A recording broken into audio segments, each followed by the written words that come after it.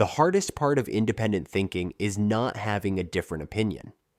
The hardest part is staying calm after you realize your opinion is different. Most people do not lack judgment. They are afraid of losing connection. They are afraid their friends will think they are strange. They are afraid their family will call them selfish. They are afraid their coworkers will label them difficult. So they choose the safer option. They agree first. This hidden mechanism is called belonging anxiety. It means you sacrifice your judgment in order to preserve your place in the group. This shows up everywhere. Your friends say a decision is obviously right, but something in you knows it is not right for you.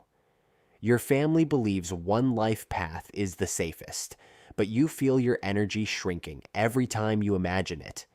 Your coworkers support a plan, but you can see the problem. You stay quiet because you do not want to become the difficult person in the room. It happens in relationships too. You feel hurt, but you say, "It's fine." You have a boundary, but you act easygoing. You disagree, but you smooth it over because conflict feels dangerous. Over time, you lose the ability to stay aligned with yourself. On the outside, you look mature. Inside, you become confused. Not because you have no voice, because you keep placing your own voice last. The fear of rejection is not random. For most of human history, being accepted by the group meant safety, resources, protection, and survival. So the brain still treats social rejection like danger. Someone disagrees with you, and your nervous system may react as if something is wrong. Your heart speeds up. You over-explain. You soften your words. You try to win approval back. But modern life is different. A friend disagreeing with you does not mean you are unsafe. A coworker challenging you does not mean you have no value. A parent not understanding you does not mean your life direction is wrong. But the old system inside you does not always know that. It simply says, "Do not leave the group." Think of it like an ancient alarm system in your body. Every time you become different, the alarm starts ringing. But the alarm does not know the truth. It only knows survival. Growth often begins when you can hear the alarm and still think clearly. You do not need to destroy the alarm. You just need to stop treating the alarm as an order. If this mechanism runs your life, it spreads. First, you stop saying what you think in conversations. Then, you stop setting boundaries in relationships.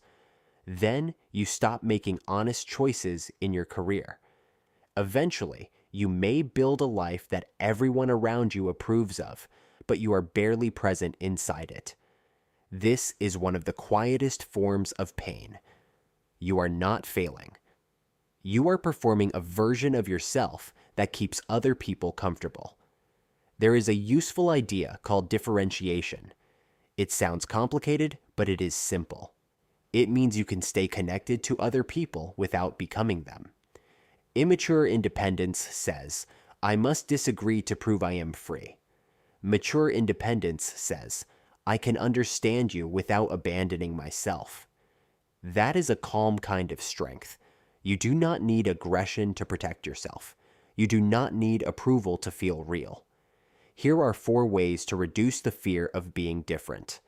First, let the different thought exist privately before you express it publicly. Independent thinking is not a performance. You do not need to announce every thought immediately. Write it down. Observe it. Test it. Second, use low-conflict language. Instead of saying, "You're wrong," try, "I see it a little differently." Or, "That makes sense, but I have one concern." This is not weakness. It gives your idea a chance to be heard. Third, respect other people's views without letting their reaction decide your conclusion. Someone disagreeing with you does not automatically mean you are wrong. You also do not need to prove you are right immediately.